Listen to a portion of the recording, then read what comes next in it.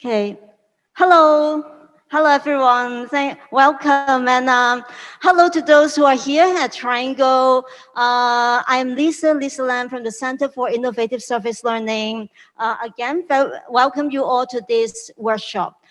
This is part of the SEED project, SEED SEED project, in which we are doing a lot of initiatives to help our students and our teachers to build the portfolio, the CV, and to brand their courses. So we have a number of teachers here. Hello, welcome, and now all our students. And this workshop is called Learning Through Surface, Branding Through Surface.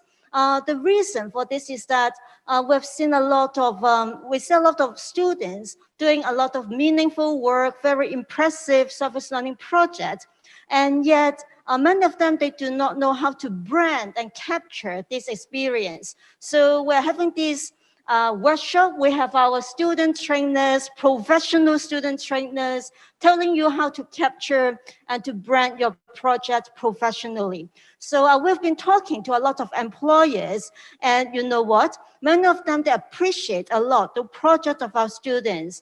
And so what you are doing in your surface learning courses, under both CISL, Center for Innovative Service Learning, and the General Education Office, they are real projects. They are genuine. You are working with real partners, dealing with community issues, and addressing community problems. So students, they have a very good chance to show how they can apply their academic knowledge to these issues.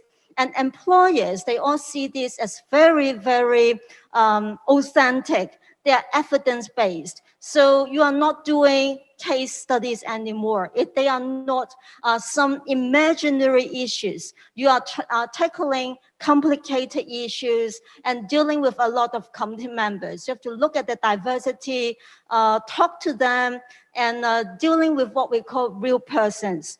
Okay, so welcome again. Today's workshop, we will have two parts. The first part will be on photography skills, in which you will learn some very practical ways of capturing and branding your service project. And the second part will focus on how to apply these skills. Okay, and before I pass the time to our student trainers, allow me, on behalf of the Center for Innovative Service Learning and the General Education Office, would like to first of all thank the SEED project for supporting us and providing us with resources and advice. And of course, Dr. Angela Mack, who has been helping us a lot, leading us through the entire process, and Ms. Helen Cheng for her advice. We received very professional advice on how to conduct and develop our series of workshops. And also to VPTL office, the Vice President for Teaching and Learning Office, and Ms. Alice Liu for her support and help in the process. Okay, so without further ado, may I pass the time now to our first student trainer, Louis. Louis, thank you. Thank you, Lisa. Again, welcome to our SL workshop. I'm Louis, and I'm going to talk about some branding concept and how to apply them in order to brand yourself.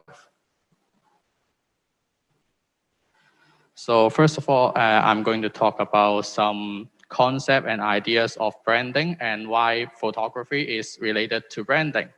And on the second part onward, another student, Alice, will dive deep on how you can actually take some good pictures. So first of all, what is branding?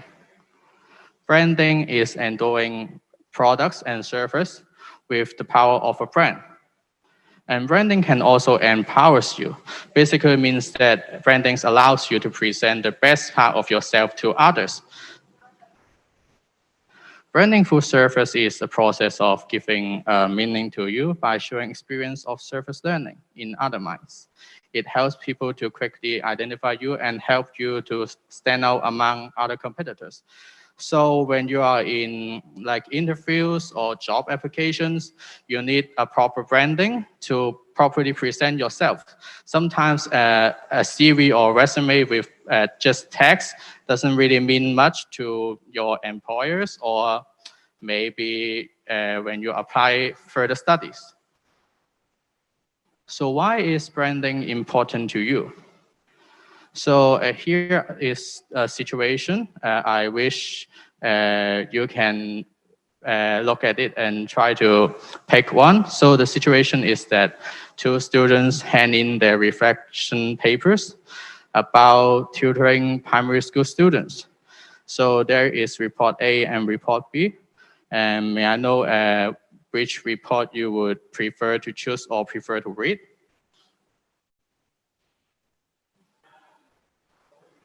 So I see some of you pick report A, and that will be my answer as well.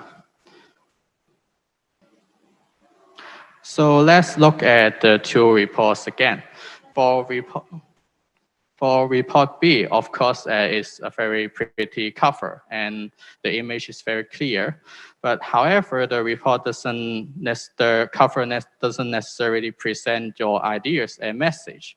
However, on report A, you can see humans interaction. You can see a teacher actually tutoring a primary school students, which is the purpose of your report. So report A is more suitable to be the cover of your report reflection paper about tutoring primary school students. So sometimes it's not really related to your art sense, although your art sense may be relevant to a certain extent, but it's more related to the content of your images. So image speaks louder than words, as nowadays a lot of times we are going through digital media, and image, a human generally reflect better to images than words. For example, if you submit a resume, you write down what jobs you have worked before, what activities you have participated before, but that doesn't necessarily present how you do a job or how you participate in activities. So image allows you to present how you do it and how good you are at it.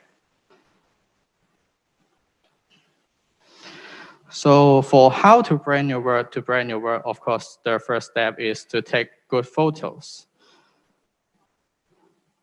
So the first point is that you have to, if you want to take a good photos, you have to focus on interpersonal interactions.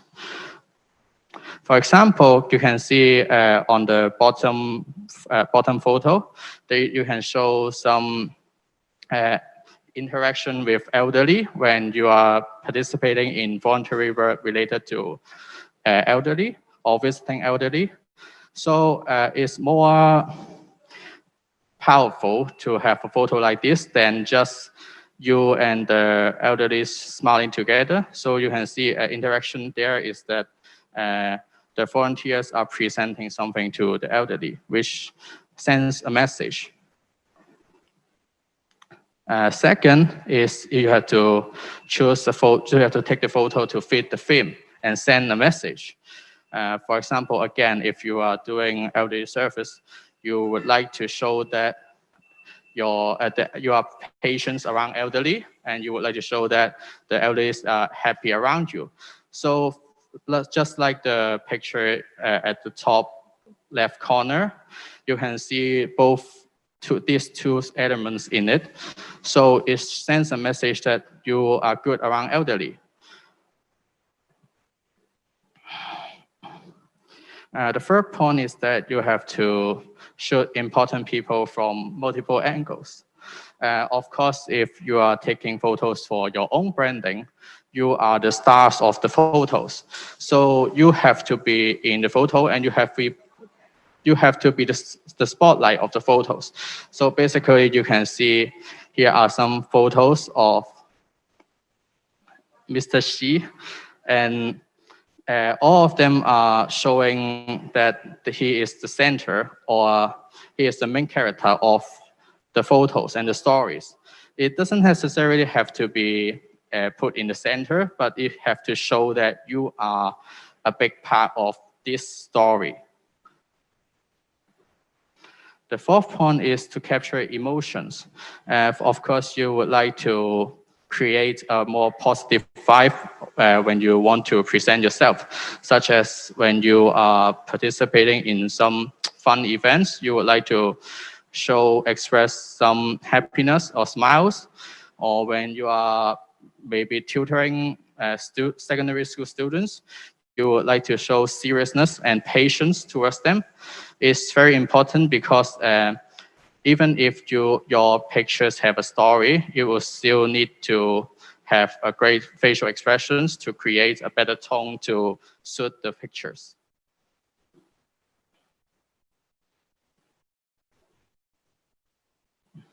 And the final point is that you have to have some pictures that shows the logo and the banner. And obviously, you would like to show what activities you are participating or what organization you are working for. So it's also important to have some pictures, and you don't have to have a lot, maybe one or two pictures like this to represent that you are actually uh, doing work for them or working with them.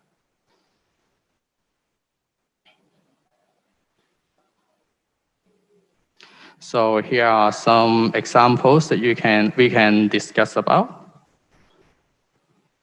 So here are the case one. We are conducting a workshop to raise environmental awareness. So can you tell me which photo is better? Is photo A or photo B, the one on the left or the one on the right? Yes, I see some answers in the chat room. And obviously, I would prefer the photo on the left as well.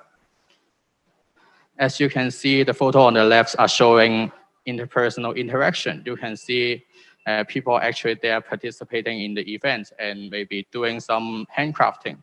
It also shows the theme that they are conducting a workshop. And there are a lot of people actually trying to participate, which can also raise the awareness of, also raise environmental awareness. For the picture on the right, there are no emotions there. There is just crafting. Maybe it's done by you or some of your friends. It doesn't necessarily means anything, and also it's boring. Even though that maybe your crafting is beautiful, it doesn't necessarily send a message of what you are doing. So here is another case. It's case two. They are participating in a surface learning project. And what do you think the project is about based on the picture? There's four answers. A is shooting a short video about anti-drugs. B is volunteering as an English teacher assistant. C is helping homeless shelter, and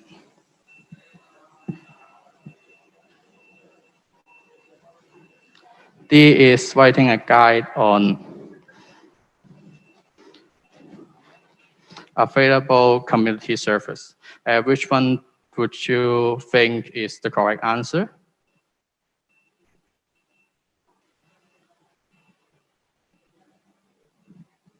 I see some of you can guess the correct answers because I accidentally shows the answer is B. But technically, you can't really tell the answers from the pictures because the pictures is just a group photo of several students. So you can't really, of course, group photos is meaningful in a way. If you are organizers of an event, you obviously you would have to take some group photos. But for your own branding point of view, group photo doesn't necessarily help much because as you can see, you can't tell what events you are participating in, you can't tell what you're doing, and you can't tell what you are helping. So as I said, group photos is boring and it didn't fit the theme because it doesn't provide much information for you to know about what you did. So here on the right is a much better photos for this surface learning project.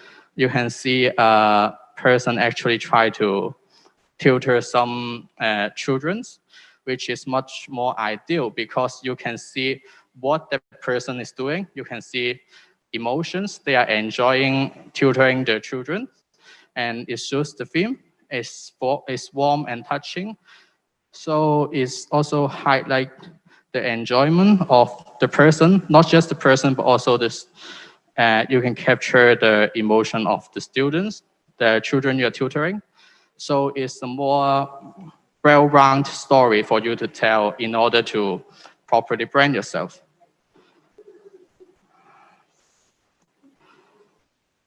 So there is also something that you would have to pay attention before you actually trying to take a photo. First of all, you must obtain the consent before shooting, as a lot of surface learning project is to connect with the community.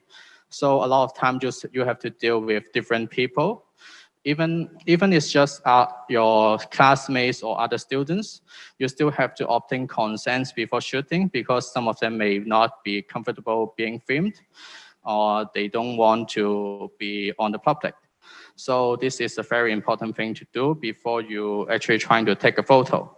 Secondly, you have to pay attention to things around you because as you know, when you are participating in an event or activities, things can change a lot. So you have to know, have a brief idea of what you want to capture.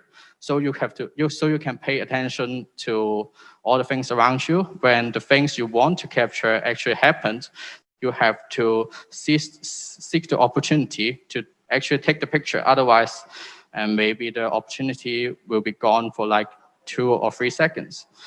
So another thing is that you should take the shot when people are ready. A lot of you may think that it's more natural to take photos when the person doesn't know about it, but it's actually a false concept a lot of the times, since there may be a lot of noise, maybe something unnecessary, some people that are necessary that is in the frame. So you would like to avoid that. So it's really important to make sure everything is ready before you take the picture. So after branding your work, how do you use your work from surface learning to brand yourself? So obviously the easiest way is to enrich your CV and enrich your portfolio. As I mentioned at the beginning, only your CV is not enough in a digital era because a lot of the times employers or interviewers, they would tend to react to images more. It can also attract their attention. It's less boring, so you should also prepare the portfolio other than your CV. You can put the pictures in your portfolio and write some short description about it.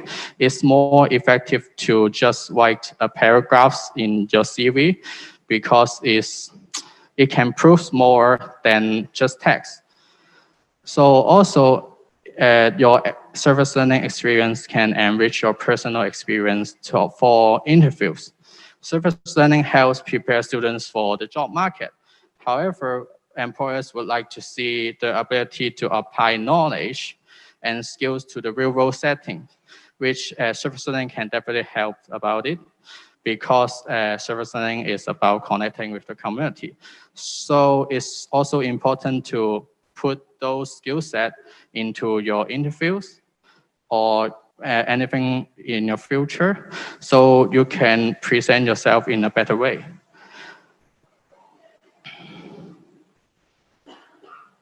So now I will pass the mic to Alice to talk more about some technical aspect about taking photos.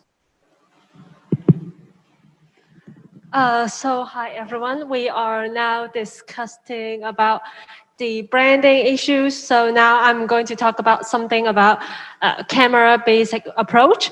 So before we start about how to take a better picture or how to capture the moment that you want, we want to discuss about some basic concepts. But this exposed triangle with ISO, aperture, and shutter, I believe that many of us have basic concept about this, so I'm not going to go deep about these three elements. So of course, the first thing is ISO. ISO means that how sensitive is the camera to the light. So higher ISO means you need less exposure, but lower ISO you need more exposure. So this affects the quality and the colors of the picture. So when we talk about aperture means that just imagine it is the pupil of your eye. When it contract, when you look at the sun, there are lots of, the amount of light will be more, so you need to make the aperture larger. So it affects the depth of field. So you adjust the aperture according to the environment and the lights around you. So I think this basic concept many people of you may know about it. So the shutter means the motion.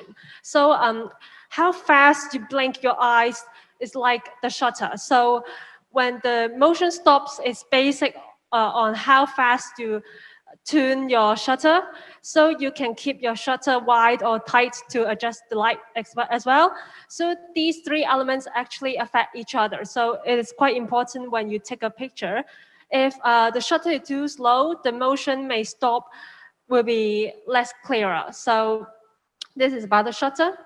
So depth of field is like when the background is blur and you got a clear subject in front of you, it is a shallow depth of field.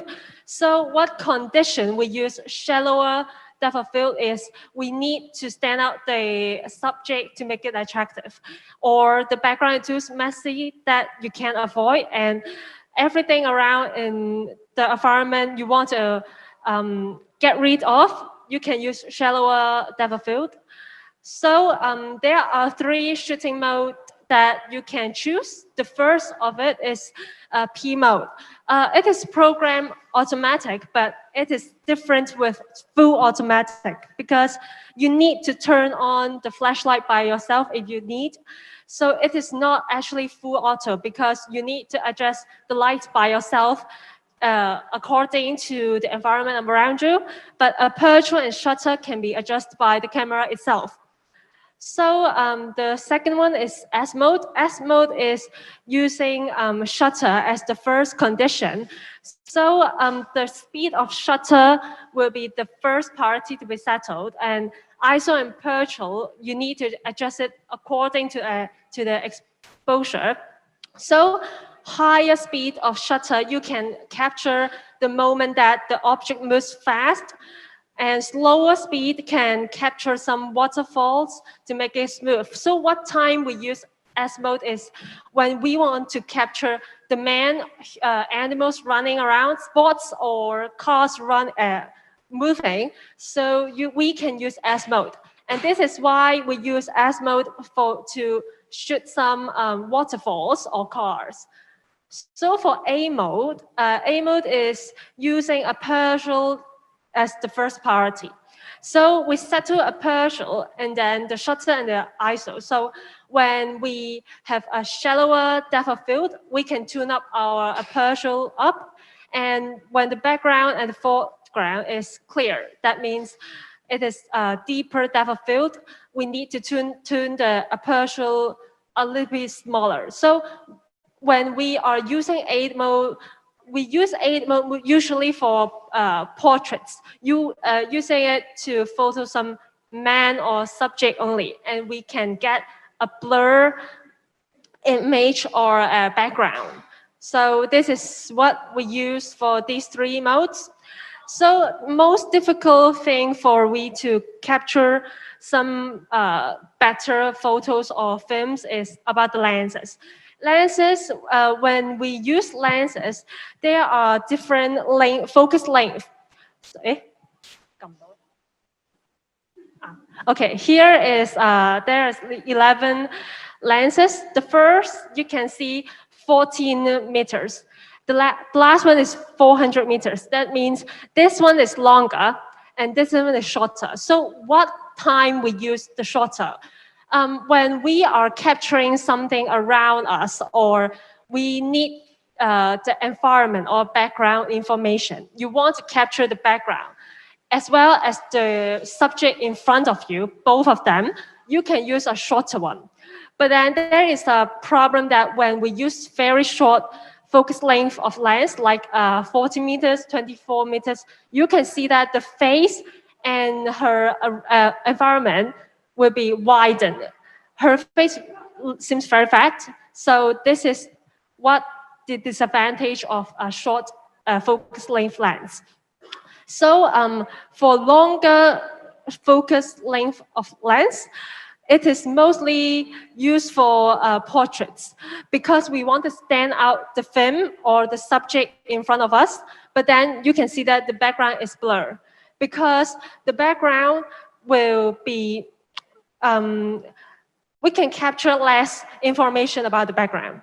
So this is what the disadvantage of longest length. So we can choose different lenses when we shoot different things. But 50 meters is the most standard and nearest naked eye visual that we can capture both the subject in front of us and the background. And for portraits, we suggest using about 200 meters or 135 meters. So 35 meters, we use it when we are shooting something around on street or some environment. So the next one is about the angle and the light. Actually, the basic concept of camera, like the exposure at triangle, many of us know about it. So actually, the most important thing is light and angle. So light is a very difficult element you need to learn about because light is a very free. It is free for us to do it better. So there is a video I want to show you.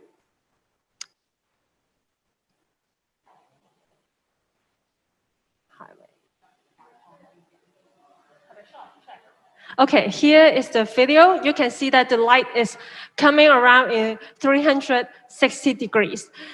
When I stop the motion, you can see that the shadow is coming around in different angle. So it can actually adjust the angle of your face and how wide your face is. So light direction is very important. There are many common mistakes that people made when they are capturing some portraits or taking some photos that they may make the subject, the face is very, very wide. So because of the light direction, you may capture the wrong light direction that made the portraits look very ugly. So this is one of the most important elements. So, okay. So you can see that if the light is in the wrong direction, the facial light may lost. So capturing the right light direction like this, there is some shadow behind or some shadow side light. Her face looks slimmer. And when it is front light, maybe her face will be widened. So you can adjust it according to the portraits or the subject in front of you. So the next thing is about the structure. So it is very difficult to capture a professional structure. So we suggest that if you really don't know how to do it, just do it with 9 grids. So 9 grids means horizontal lines and some subject online, and it can stand out the film. So make sure every subject on the photo is squared. So there are some samples. This is the full shot. We use full shot when we want to capture the environment and the subject in front of us. So we use full shot. When we are using middle shot, you can see that the background is blurred. So the subject can be stand out. And close up when we want to stand out her facial expression, and then we use close up. So do it what you want to, what feeling you want to have. So the next thing is about the tuning. So tuning is used to highlight and enhance the style of the photo to make your photo looks better. And after you take your photo, you may make some mistake or you want to adjust the photo in your style. So you use tuning. Here are some examples of some software you use to tuning, like Photoshop, like Roma. I believe most of you may use some of them. And here are some examples or different aspects in tuning colors of the photo. And first, we talk about the brightness. The brightness is, you can see in the examples, you tune it to adjust the photo lighter or darker in what the way you want. And after is the contrast. And you can see in the example, the color contrast like white and dark is more clear or not stand up. So yes, this is the contrast. And after that is the saturation. You can see in extreme cases, you make the photo just only white and dark, and you can make the color more stand out. And also here is the highlight part. It's only adjust the highlights in the photo, like you can see white colors or some other colors. And in the opposite side, the shadows is used to adjust the dark part in the photo. And here is the warm part used to adjust the color in the picture in a warm way or a cooler way. So here's some demonstration of the color tuning. There's no right or wrong in tuning the colors, just depends on what feeling you want. But bear in mind, you should tune every aspect we mentioned before, not just only one of them, so to make your photo a better photo. So now is the Q&A section. Feel free to ask anything about branding or about photography. So if you have any question, you can just type it in the chat room. When we are waiting for questions, we are also trying to upload some photos we just took for this event into the laptop, so we can demonstrate about the things that Alice just talked about. I can see a question in the chat room. Things are happening when we are doing the service learning, how to take care of all these things in such short moment. Yes, it's very hard to manage all the things sometimes. So I would suggest that if you really find, for example, some activities that involves a lot of movement, such as maybe a basketball event or maybe something about sports, you can try to set up some photo instead of just taking photos spontaneously. Of course, it's not ideal, but it's better to do it this way because sometimes a lot of the things in the event you can't control. So if you really can't take a good photos during the event, you can try to ask some of them to take the photos and do what you want them to do after the event is done or after the activities is done, so you can more easy to properly manage what you like to capture. Okay, the first sample we just take the photo. This is a better example because there is a focus, depth of field, right? And the subject has stand up because it is like a portrait. But then There is a fail example. This one is a fail example because just make sure that the subject in front of you of the portraits, they have prepared well. Do not capture the moment they didn't prepare well, and it is a fail example. And remember to focus on, just like this, the focus has lost. So this is a fail example. And this one is a fail example. Why? Because everything, there is no film in this photo. We can't see what she took because there are too many things. The background is too messy and everything comes in messy. We don't know what we are taking. So this is a fail example. So this one is a better example because this portraits had stand out. Both of them are very focused on something else, and the background has blurred so that because it's too messy. So the depth of field has been shallow. So this is a better example. So remember to stand out the subject you want to take. So do not take just the photo just like just now, the very wide shot with everything inside. So that is a fail example. So this example is also a good example because the focus is on the back, both subjects back, because the background is blurred and we can see that they are very focused on something.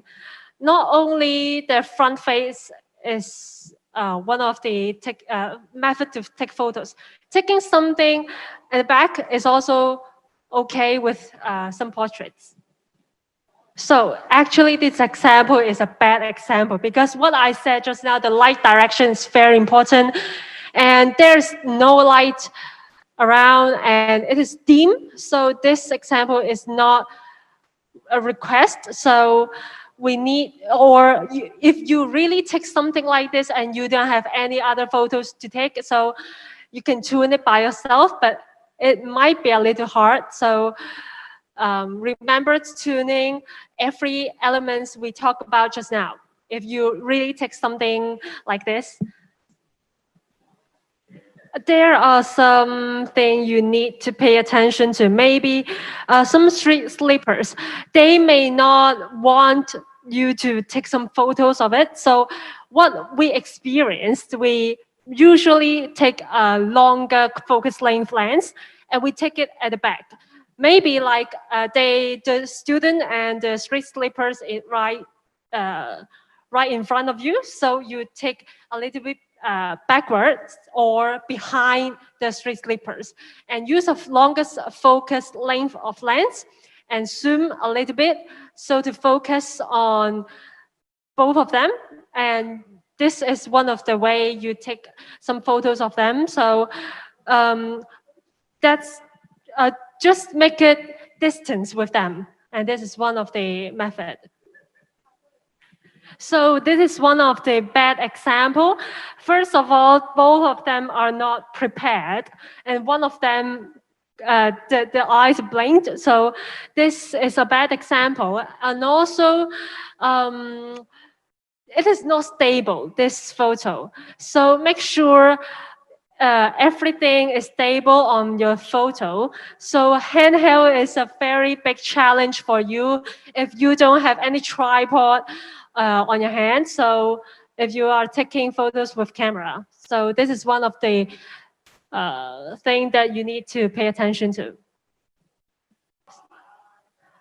So, okay, this one is a fair example because the focus has lost onto the table in front of him, but not the one at back. So this is one of the challenge thing that you need to pay attention to, because when two objects have distance in between, it is easy that the focus has lost for the camera. It's not unlike your eyes.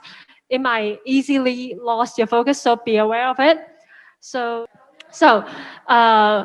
this one is So when we are taking photos, we can make sure that the logo has in the background, so you can take.